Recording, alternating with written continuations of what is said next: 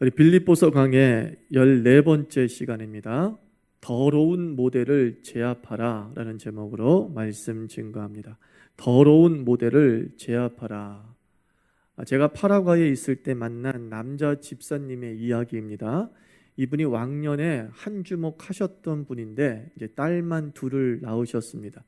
옆에 장로님이 장난삼아 아무개 집사 아들 가진 사람 부럽지 않냐고 이렇게 물으니까 이 왕년에 한 주목했던 이 집사님이 나는 지금 아들 가진 집안 전혀 부럽지 않다고 그러면서 말하기를 도리어 저는 아들 낳는 게 너무 두렵습니다. 나랑 닮은 놈 태어날까 봐 너무나 두려워.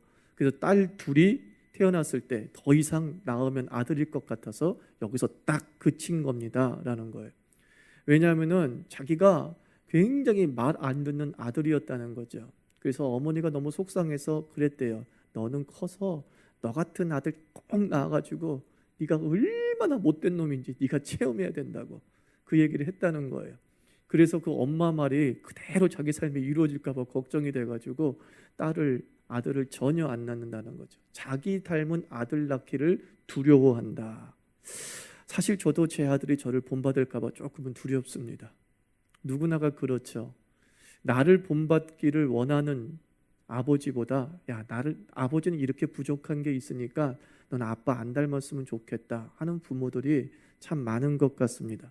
그런데 바울은 아주 당당하게 빌립보 교회를 향해서 말합니다. 17절 보니까 형제들아 너희는 나를 본받으라 이렇게 말씀하고 있습니다. 저는 이것이 양육의 절정이 아닌가 싶습니다. 교육은 당당함에서 시작되는 거죠. 교사 자신의 확신이 있을 때 학생에게 강한 동기를 심어줄 수 있습니다. 교사가 하지 말아야 할 단어 중에 하나가 아마도라고 하는 단어죠. 아마 그럴걸? 아마 그럴걸? 만약이라고 하는 그런 가정법으로 이야기가 시작이 되어지면 확실한 전달이 이루어지지 않죠. 불확신은 교육의 장애물이 됩니다. 예수님께서 마태복음 11장 29절에서 말씀했습니다. 제자들에게 말하기를 너희는 내게 배우라 라고 말씀합니다. 또 요한복음 13장에서 제자들의 발을 씻기신 다음에 이렇게 말합니다. 너희도 이같이 서로 사랑하라. 그러니까 예수님은 제자들이 자기를 따르고 자기를 닮는 것을 당연하게 생각을 했고 그리고 당당하게 제자들에게 내게 배우라, 나를 따르라, 나를 본받으라 라고 말했습니다. 그리고 그 예수님의 제자인 바울도 그의 제자들에게 그의 성도들에게 그냥 좋은 사람들 많으니까 그런 사람들 잘 따르고 그래요 라고 하는 것이 아니라 너희는 나를 본받으라 라고 하는 당당함이 있었습니다. 겸손과 당당함 이 두 가지 개념은 상반되는 개념처럼 보이지만 균형 잡힌 신앙의 필수 요소라고 생각을 합니다. 균형 잡힌 신앙인이 되려면 겸손이 있어야 되고 더불어 당당함이 있어야 됩니다. 겸손은 무능이 아니죠. 겸손은 자신에게 돌아오는 박수를 하나님께 돌리는 것, 그게 겸손입니다. 당신 대단합니다 라고 할 때에 이 모든 것이 하나님에게서 비롯되었다고 그의 이름을 드러내는 것, 그것이 겸손이다 라고 할 수 있겠죠. 당당함은 무엇입니까? 내가 예수님을 본받고 사는 것에 대해 후회함이 없다. 이게 당당함이죠. 내가 예수 믿는 사람으로서 예수를 닮고 예수의 길을 따르고 예수처럼 낮아지는 것이 나는 결코 후회함이 없다. 그게 당당함이죠. 어떤 형제가 내가 정말 이 교회를 위해서 충성을 다했다는 겁니다. 그런데 지금 남는 것이 없다. 막 후회된다. 내가 충성 조금만 더 하고 덜 하고 공부할 걸. 그러면서 지난 섬김을 부끄러워하는 사람이 있습니다. 자신이 주를 위해서 충성했던 것에 대해서 당당하지 못하고 자기가 주께 충성함으로 잃은 것이 너무 많다면서 섬김을 부끄러워하죠. 섬김을 후회하죠. 반면에 어떤 형제는 자기 후배들을 앉혀놓고서 자기가 젊었을 때 얼마나 충성을 다했고 결혼하고 직장 다니면서 주를 섬기기는 시간 내기가 힘들었음에도 불구하고 내가 어떻게 짬을 내서 선교를 가고 하는 얘기들을 자기 후배들에게 쫙 얘기하는 거예요. 자신의 섬김에 대해서 당당함이 있는 거죠. 교만함이 아니라 그것은 당당함이에요. 내가 주를 따름이 있어서 후회함이 없다. 내가 주를 섬김에 있어서 후회함이 없다. 그런 당당함이 우리 삶에 묻어나와야 될 줄 믿습니다. 나 같은 사람을 재생산해내는 것이 교회의 덕이 된다는 그런 당당함이 여러분에게 있습니까? 네가 나를 본받으면 하나님 나라의 유익이 돼. 네가 내가 걸었던 길을 걸어가면 너는 하나님 나라에 더 가까워져 라고 말할 수 있는 당당함이 우리에게 있습니까? 우리가 정말 하나님의 교회를 사랑하고 하나님 나라를 확장시켜 나가는 일에 있어서 일조를 하기를 원한다면 이 바로 주님을 따름의 당당함이 묻어나기를 바랍니다. 아들아, 아빠를 닮아. 아빠처럼 믿어. 아들아, 엄마처럼 섬겨봐 라고 하는 당당함은 교만함이 아님을 우리가 기억해야 될 줄 믿습니다. 우리 한 사람 한 사람이 다 나를 본받으라 라고 하는 것 한 가지 정도는 가지고 있어야 되지 않겠습니까? 다 본받진 않아야겠지만 이거 하나만큼은 아들아, 이거 하나만큼은 내 후배야, 나를 따라와 라고 말할 수 있는 그 한 가지의 당당함, 오늘부터 키워나가는 그리스도인 되기를 바랍니다. 그런데 안타까운 것은 이 교회 안에 추악한 모델이 기승을 부린다는 거죠. 바울이 그것을 언급하고 있어요. 18절 말씀 보니까 내가 여러 번 너희에게 말하였거니와 이제도 눈물을 흘리며 말하노니 여러 사람들이 그리스도의 십자가의 원수로 행한다 그랬어요. 자, 이 편지를 누구에게 보낸 거라고요? 불신자에게? 이방 세계에? 아니, 빌립보 교회에, 믿는 자의 무리에게 편지를 했는데 그 믿는 자의 무리 속에 어떤 자가 있어요? 십자가의 원수처럼 행하는 자가 있더라는 겁니다. 십자가를 짊어지고 십자가를 드러내는 삶을 사는 교회 공동체 내에 성도라고 자칭하는 자들 무리 속에 십자가의 원수가 있다, 이렇게 말합니다. 여러분, 교회 밖의 원수는 큰 문제가 되지 않죠. 핍박 때문에 교회가 무너진 경우는 거의 없습니다. 그 핍박이 도리어 교회를 강하게 만들었습니다. 잡초처럼 밟은 다시 일어나는 생명력이 있었어요. 항상 문제는 교회 밖에 있는 것이 아니라 교회 안에 있었다는 거죠. 교회 안에 원수가 문제예요. 특별히 신자라고 하는 사람이 문제예요.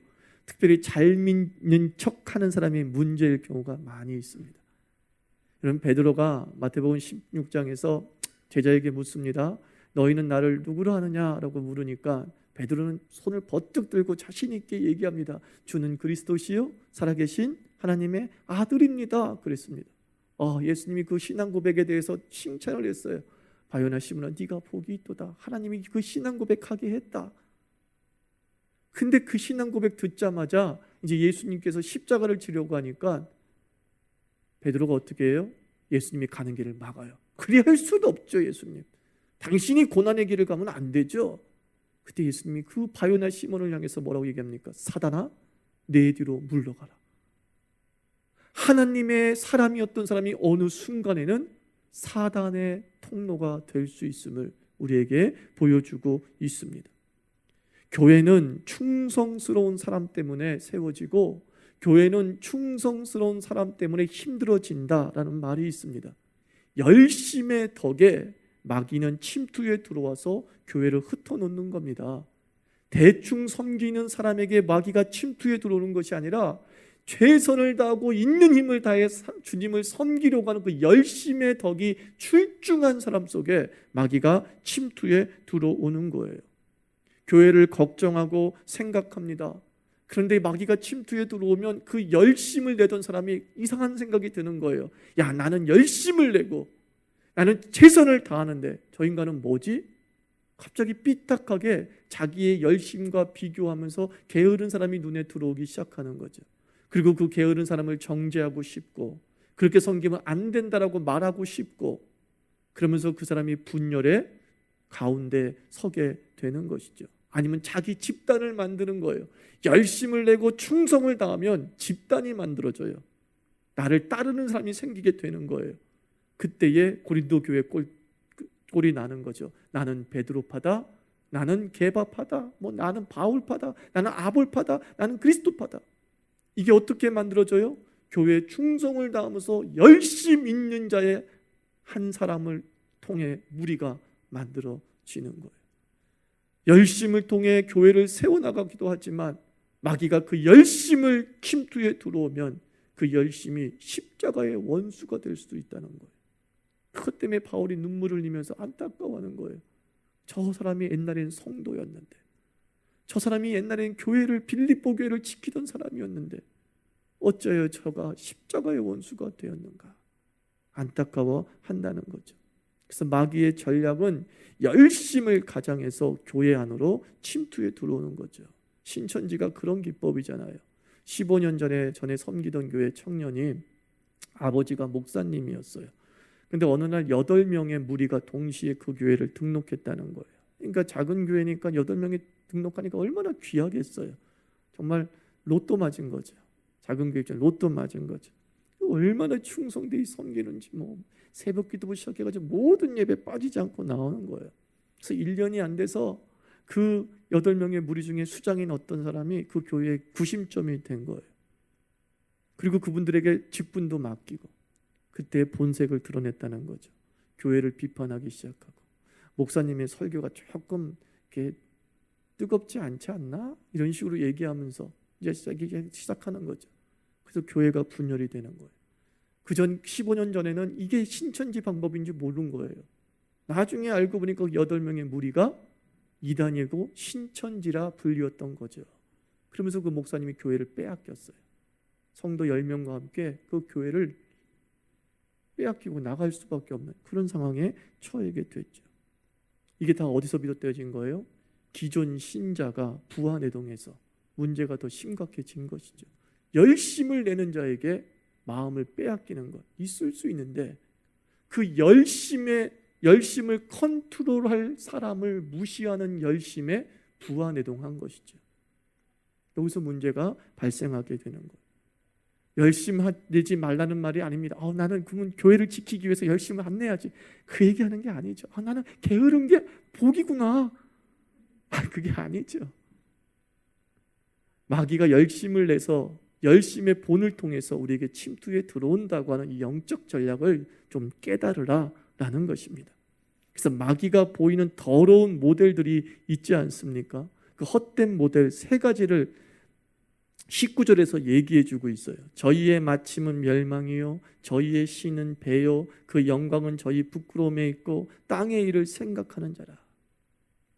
정말 열심을 다한다고, 충성을 다한다고 하면서 교회를 힘들게 만드는 그런 무리들의 특징이 있는데, 그 첫째가 뭐냐면 쾌락을 추구해요. 저희의 신은 배요, 그러죠. 여기서 이 배라는 것은 식탐을 의미해요. 입을 즐겁게 하고 위를 채워주는 일에서 즐거움을 찾는 로마인을 지금 비꼬면서 얘기하는 겁니다. 영화를 보면 로마인들이 비스듬하게 누워서 이렇게 먹잖아요. 그리고 그 옆에 뭐가 있는지 아세요? 토하는 그릇이 있고요. 그 옆에 또 뭐가 있는지 아세요? 토하게 하는 약이 있어요. 로마의 절정기 시대에 로마 사람들은 그 먹는 것에 완전히 빠져 있었어요. 토하고 먹고 토하고 먹고 토하고 먹고, 쾌락을 추구하는 일에 온 여력이 집중된 거죠. 그러니까 쾌락은 매우 매력적이지 않습니까? 제가 알고 있는 동역자 목사님의 교회 여자 성도님 한 분이 어느 날 교회를 잘 안 나오더래요. 가을 단풍 관광 이런 것들을 이제 가기 시작한 거예요. 근데 이분이 어떻게 주일날 빠지게 되었냐면은, 밴드를 통해서 동창을 만나지 않습니까? 동창들하고 이제 어울리기 시작한 거예요.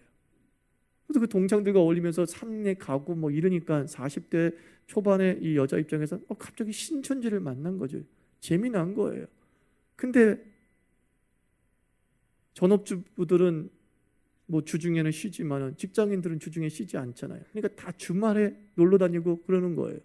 거기에 푹 빠져가지고 주일날 안 나오고 그러는 것이죠. 우리 어렸을 때에도 텔레비전 8시부터 9시 반까지 너무나 재미난 걸 했어요. 항상 만화영화. 지금 어떤지 모르겠어요. 그러니까 고민인 거예요. 교회마다. 왜 텔레비전은 아침 8시 반부터 9시 반부터 10시까지 그 재미난 만화영화를 틀어주냐는 거예요. 그리고 방송국에 항의 서명까지 보낸 적이 있어요. 그러니까 우리가 재미난 것들이 예배를 맡고 재미난 것들이 우리의 섬김의 발걸음을 막을 때가 참 얼마나 많이 있습니까? 그런데 우리 교회는 거꾸로죠. 교회가 재미나서 교회 와요. 왜? 교회 오면 탁구를 친다는 거죠. 자기는 탁구의 재미가 들린 거야. 그러면서 그 탁구에 열광하는 그 모습들을 보게 돼요. 어디에 재미를 들이냐가 중요하죠. 여러분들은 감각적인 것이 재미있습니까? 그의 신은 배요. 그의 하나님은 배요. 자기의 쾌락을 채워주는 것이 하나님인가? 자기 이익을 채워주는 것이 하나님이야. 자기의 욕구를 채워주는 것이 하나님이야. 그랬을 때 우리는 십자가의 원수가 되는 거죠. 감각적인 것들을 추구할 때 큰 문제에 빠지게 되는 것입니다. 그러므로 여러분들 예배가 여러분 삶에 가장 즐거웠으면 좋겠어요. 즐겁나요? 얼굴 속에 참 억지로 대답하는 이 모습들. 우리의 재미를 어디서 찾느냐에 따라서 십자가의 원수가 되느냐 아니면 십자가의 동반자가 되느냐가 결정이 되는 것이죠. 그래서 주 예수를 사랑하고 그 예수 믿는 자들의 무리와 어울려서 하나님을 섬기고 세상을 섬기는 것에서 진정한 재미를 찾게 되면 우리는 십자가의 원수가 아니라 십자가의 동반자요 동행자가 될 줄 믿습니다. 두 번째, 이 십자가의 원수가 된 사람들의 특징은 뭐냐면 성욕을 추구해요. 그 영광은 저희의 부끄러움에 있고 그랬어요. 그 영광은 저희의 부끄러움인 단어는 카니발이래요. 까나발 그래요. 이 카니발이 사육제잖아요. 번역하면 뭐예요? 몸으로 하는 감사예요. 몸으로 하는 감사. 그 당시에 여자들이 자신이 섬기는 신을 위해서 몸을 팔았어요.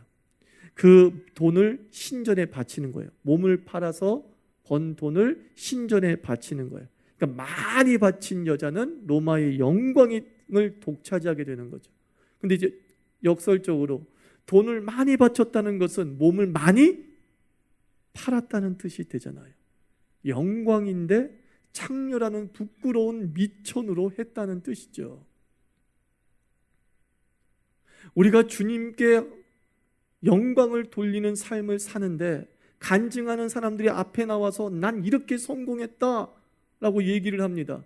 근데 그 성공의 이면들을 까보면 세상에서 돈 버는 치졸한 방법이 다 동원된 거예요. 결코 정직하지 않게 돈을 벌었어요. 그런데 교회는 결과를 중시하는 거죠. 그래서 그 결과만 가지고서 그 사람이 하나님이 도왔다고만 얘기하는 거예요. 그 사람은 자기가 어떻게 돈을 벌었다라고 하는 방법론은 얘기하지 아니하고 다 무슨 얘기만 해요. 내가 새벽기도 빠지지 않았다. 내가 11조 잘 드렸다. 그 얘기만 하고 있는 거예요. 그 뒤에서 어떠한 불합리한 일을 했는지에 대해서는 입을 딱 다무는 거죠. 그리고 교회는 그 사람이 결과만 보고도 사장님이야, 장관이야, 국회의원이야, 그 결과만 보고 그 사람을 하나님이 종이라고 앞장 세우는 거예요. 그것이 바로 그 영광은 저희의 부끄러움에 있고 이 말이에요. 이 말이에요. 이 말. 제가 어떤 재정에 관련된 강의 듣지 말라고 한 이유도 바로 그것 중에 하나예요. 그 사람의 과정이 지저분해요. 그리고 그 내용은 결코 성경적이지 않아요. 결코 성경적이지 않아요. 근데 우리는 어때요? 열광하는 거예요. 100억을 갚았다는 거예요. 매달 10억씩 돈이 들어온다는 거예요. 거기에만 열광하는 거예요. 그럼 나도 10억이 들어오겠지. 그때 우리는 나도 모르게 그의 영광은 저희의 부끄러움에 있고라고 하는 길을 걸어갈 수 있는 거죠. 얼마나 안타까운지 모릅니다.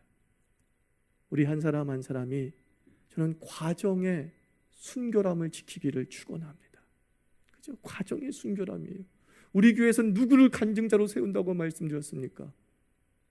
성공한 자가 아니라 성숙한 자가 간증자가 되어야 되는 거죠. 하나님의 신앙 앞에 온전히 고군분투하며 그 말씀대로 살고 있다라는 그 현장의 진실함. 전 이것이 우리 교회의 모델이 되었으면 좋겠습니다. 그때 우리는 십자가의 동반자가 될 수 있는 것이죠.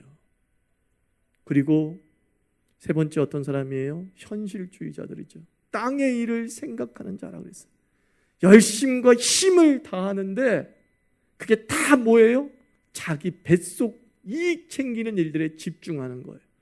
땅의 일을 생각하는 자다. 또 다른 말로 무슨 뜻이에요? 내세 신앙을 상실했어요. 저 사람들이 지난주에 말한 것처럼 부활 신앙이 있다고 한다면, 하나님과 함께 다시 살 내세가 있다는 것을 믿는다면 저렇게 더러운 짓 하고 살 수가 없는 거거든요. 저렇게 돈 하며 살 수 없는 거거든요. 저렇게 좋은 짓 하며 살 수 없는 거거든요. 근데 그들은 내세 신앙이 상실된 거예요. 미래가 있다고? 하나님 나라가 온다고? 영생이 있다고? 천국이 있다고? 아이, 웃기지 마. 난 지금 당장 배부르면 땡이야. 난 배부르면 장땡이야. 그렇게 살아가는 거죠. 복 좋다 이거예요. 근데 우리는 너무 이 땅에서의 풍족함에만 매몰되고 있는 것이죠. 난 다시 우리에게 묻겠습니다. 하나님과 함께 살 영원한 나라가 있음을 믿습니까?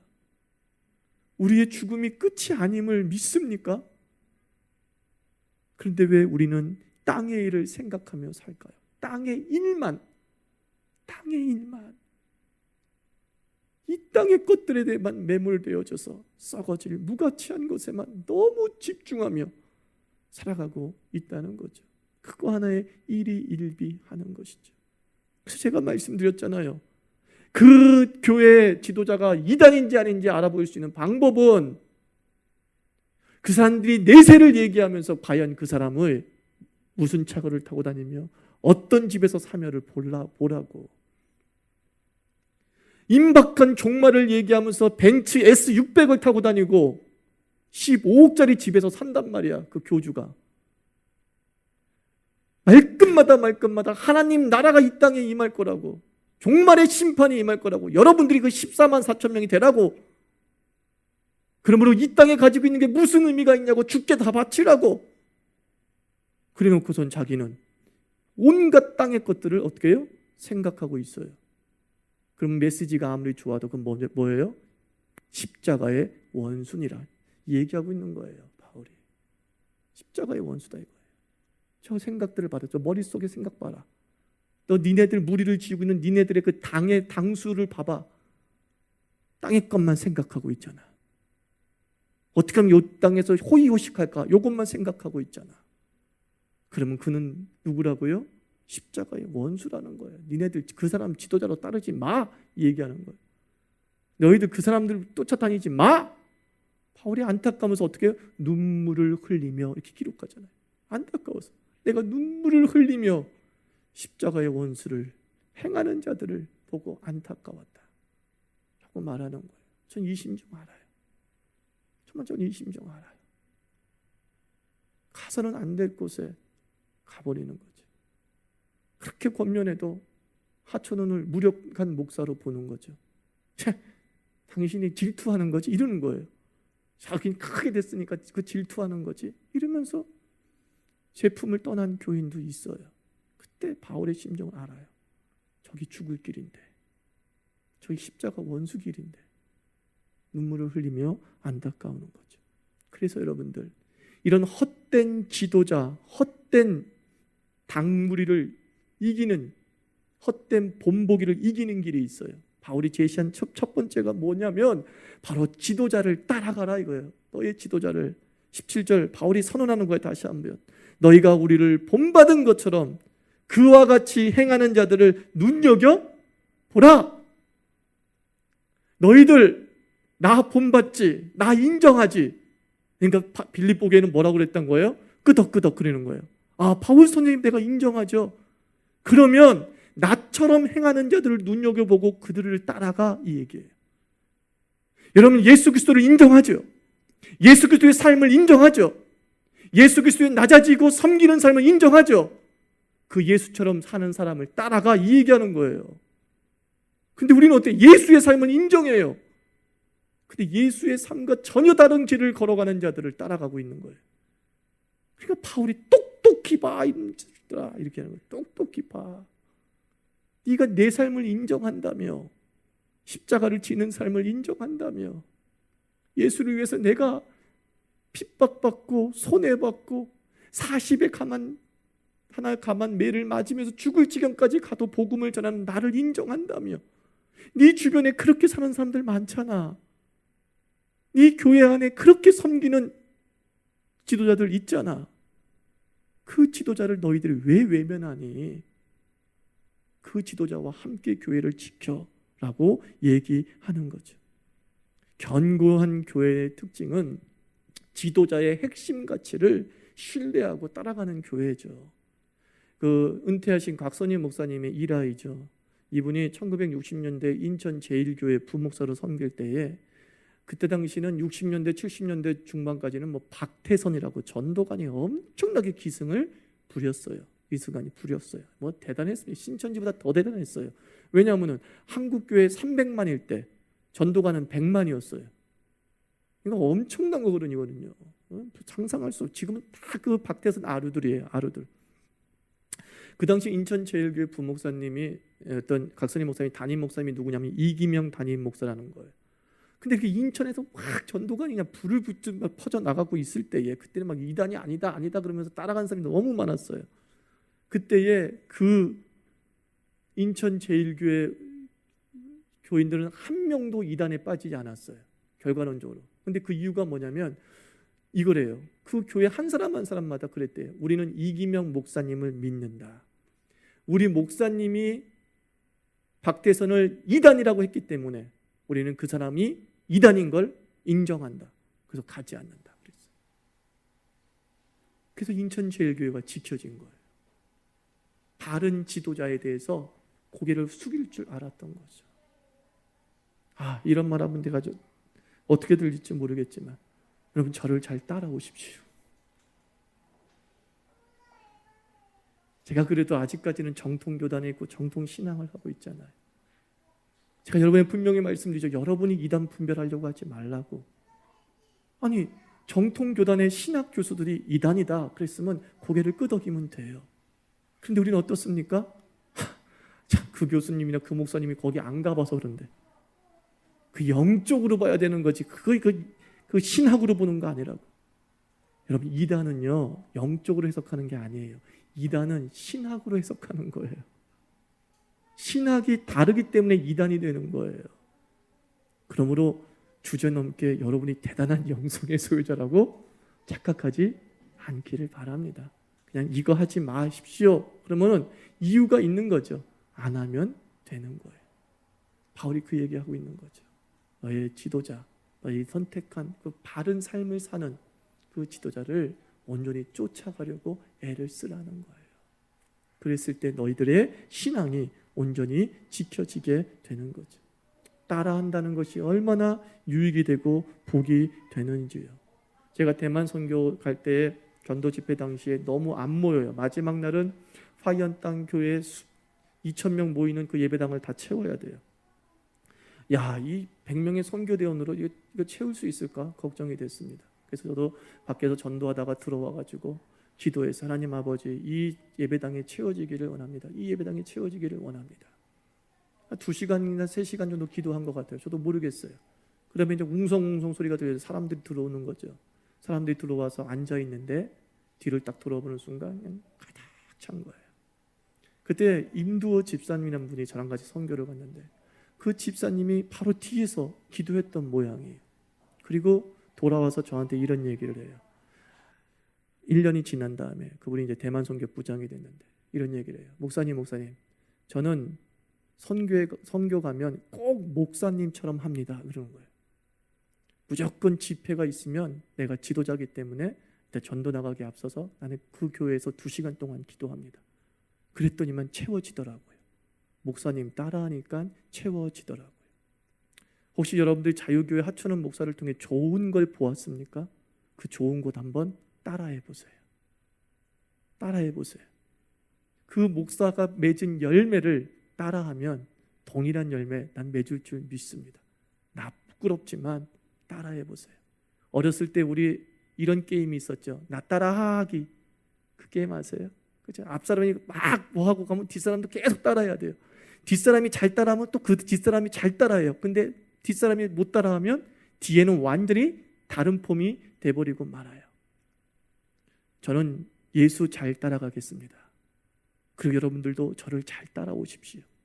그래서 예수님이 뒤돌아봤을 때 자유교회 꼬리에서 예수님과 똑같이 따라하는 모습을 볼 때 우리 예수님이 얼마나 흡족하시겠습니까? 그죠?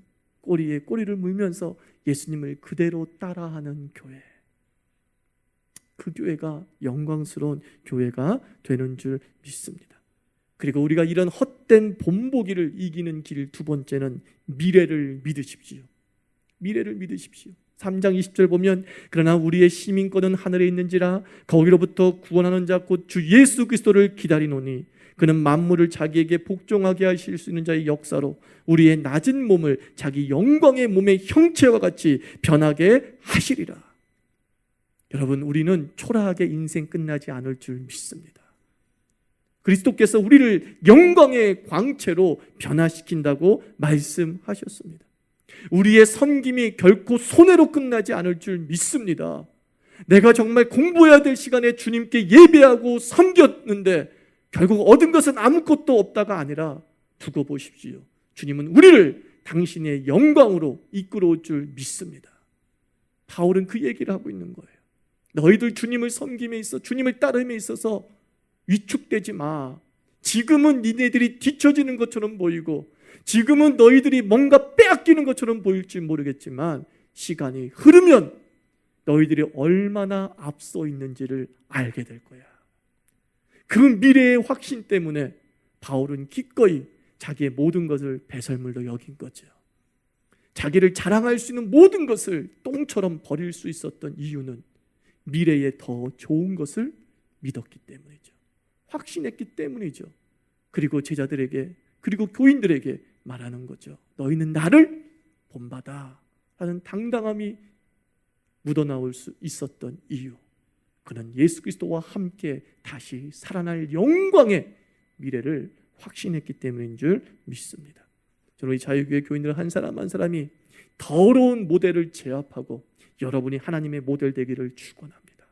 나 따라 하기만 하면 돼 라고 말할 정도로 선명한 예수 따르기 모델이 되어주시기를 바랍니다. 그러면 이 자유교회는 든든하고 평안히 서서 교회의 영광이 사라진 시대에 다시 교회의 영광을 이 땅에 임재하게 하는 주의 통로가 될 줄 믿습니다. 기도합시다. 하나님 아버지, 예수 잘 따라가게 해주시옵시고 나의 자녀가, 나의 후배가, 나의 동력자들이 나만 따라와도 예수 믿는 일에 지장이 없는 삶이 되도록 내가 주님 잘 따라가고 목사 잘 따라가고 장로 잘 따라가고 내 믿음의 선배 잘 따라가게 해주시옵시고 나도 그 따라함에 있어서 정확한 모델이 되게 하여 주시옵소서. 함께 기도하겠습니다.